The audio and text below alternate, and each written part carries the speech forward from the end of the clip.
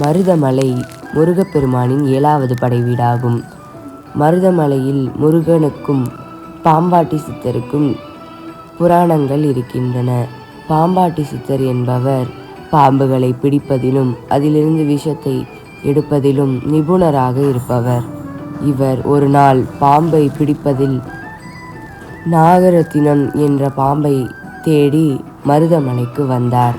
அப்பொழுது சட்டை முனிவரை சந்தித்து இதைப்போல் பாம்புகளை தொந்தரவு செய்யக்கூடாது என்பதையும் உயிரினங்களை துன்புறுத்தக்கூடாது என்பதையும் புரிந்த அவர் முருகனை நோக்கி தவம் இருந்தார்.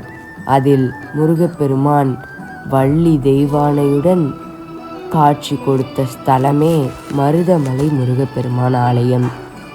இங்கு பாம்பாட்டி சித்தர் குகை கோவிலும் உள்ளது சிறப்பு.